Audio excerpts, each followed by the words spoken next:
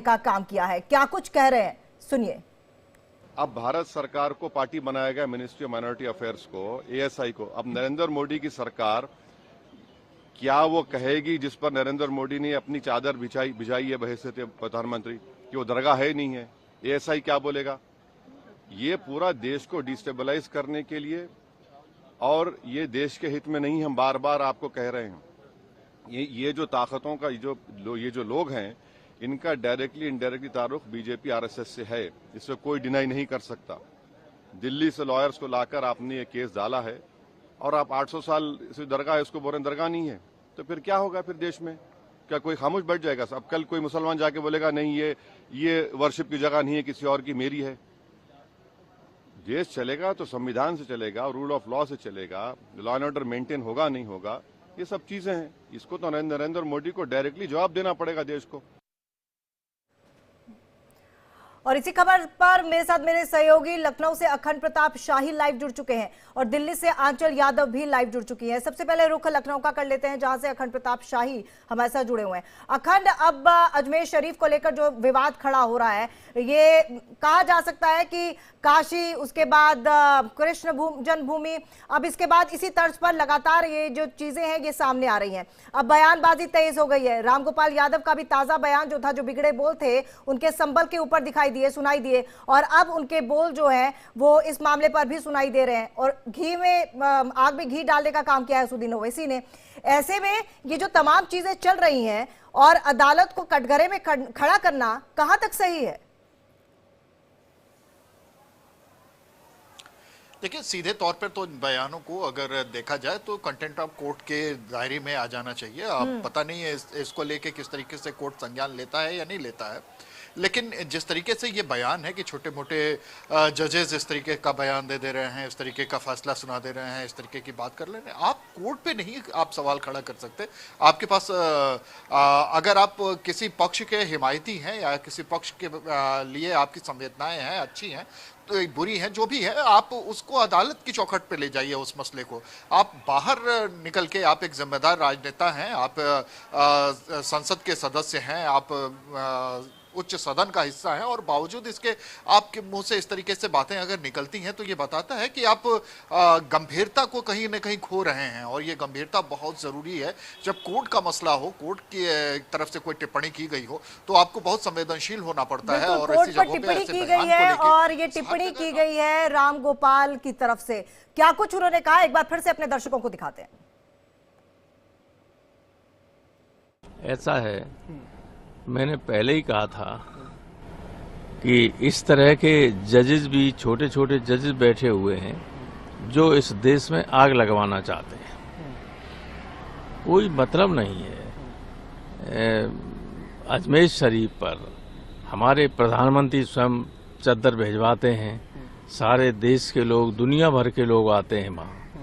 अब उसको विवादों में डालना बहुत ही घृणित और ओछी मानसिकता का प्रतीक है। और ये यही नहीं, ये सत्ता में बने रहने के लिए बीजेपी समर्थित लोग कुछ भी कर सकते हैं। देश में आग लग जाए, इनसे कोई मतलब नहीं, सत्ता में बने रहें बस। तो आपने इस बयान को सुना, और उस बयान में जजेस के जरिए सीधा सीधा कहा जा सकता है कि एक तरह से कोर्ट को ही कटघरे में खड़ा कर दिया।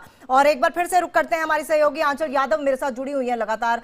आंचल, अब ये एक के बाद एक मुद्दा भी आ रहा है, मंदिर को मस्जिद में बदलने का, लेकिन ये तो तय है कि अगर कहीं निकल भी जाता है कि हाँ, सर्वे में निकल जाता है कि ये मस्जिद नहीं, ये मंदिर थी, तो जाहिर सी बात है उसको मंदिर में तब्दील तो नहीं किया जाएगा, लेकिन उसके बावजूद भी कम से कम रिजल्ट का तो इंतजार कर लें। सर्वे में निकलेगा क्या, उसका तो इंतजार कर लें।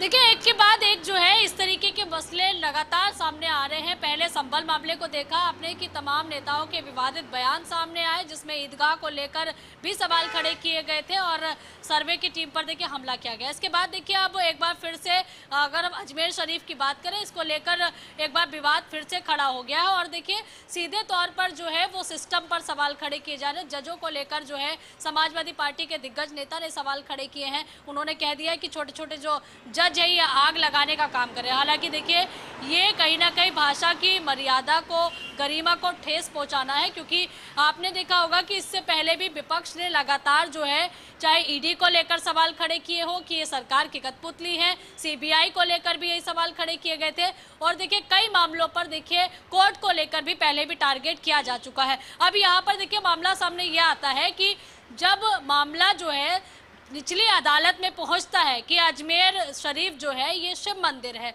तो देखिए कोर्ट का ये दायित्व है, अगर किसी के मन में शंका है और किसी की आस्था जो है आहत हो रही है, कोई डाउट है, तो कोर्ट के जरिए उसका समाधान निकल सके। क्योंकि राम मंदिर को लेकर भी यही हुआ था कि राम मंदिर को लेकर मामला काफी लंबा चला था और बाद में देखिए उसका जो समाधान निकला वो सुप्रीम कोर्ट के रास्ते से ही निकला था। इसी तरीके से अलग अलग जगह पर अगर कोई ऐसी वर्शिप वाली प्लेसेस हैं उनमें अगर कुछ लोगों को डाउट है तो वो निचली अदालत में गए और वहां पर देखिए उन्होंने इस मामले को रखा, अदालत ने इस पर स्वीकार कर लिया, यानी कि इसको मेंशन कर लिया। तो ऐसे में देखिए अब विपक्षी नेताओं ने इस पर राजनीति शुरू कर दी। हालांकि देखिए रामगोपाल यादव के बयान पर गिरिराज सिंह का बयान भी आया था, उन्होंने ये कहा था कि देखिए इनकी मानसिकता ही खराब हो गई, वो हमेशा से राम विरोधी विचारधारा उनकी रही है, नाम में जरूर उनके नाम है लेकिन अक्सर जो है वो राम विरोधी और सनातन विरोधी इस तरीके के मामले या इस तरीके के जो बयान है वो देते रहते हैं।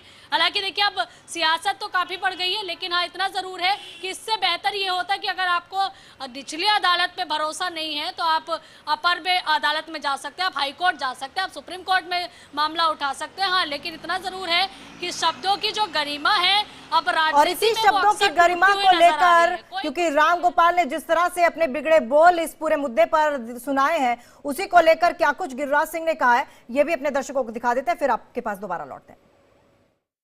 राम गोपाल जी के पार्टी का डीएनए है कि राम भक्तों पर ही इनका नाम है राम गोपाल, लेकिन ये हिंदुओं पर गोली चलवाने की बात करते हैं, उनके अधिकार को छीनने की बात करते हैं। यही मुलायम सिंह मुख्यमंत्री थे स्वर्गीय, तो उन्होंने यही किया था। ये वोट के खातिर मुसलमानों को खुश करना चाहते हैं। हिंदू कहाँ जाएंगे? क्या बांग्लादेश में हिंदुओं पर अत्याचार हो रहा है? उनकी जुबान नहीं खुलती है, केवल हिंदुओं को दबाने की कोशिश कर रहे हैं ये लोग। राहुल गांधी, अखिलेश यादव, रामगोपाल जी, ये लोग क्या कर रहे हैं? ये अब बर्दाश्त नहीं करेगा। अभी भी सबक सीखें, देश का मुड अब इनके साथ नहीं। तो इस मुद्दे को लेकर लगातार राजनीति तेज हो रही है। अब ये मुद्दा और ये राजनीति कहां तक आगे लेकर जाएगी इस पूरे मामले को, ये देखना होगा। पल पल के अपडेट के साथ आपके साथ मौजूद रहेंगे, लेकिन फिलहाल मेरे दोनों सहयोगियों का बहुत बहुत धन्यवाद तमाम जानकारी देने के लिए। यहां ब्रेक के बाद तुरंत हाजिर होंगे।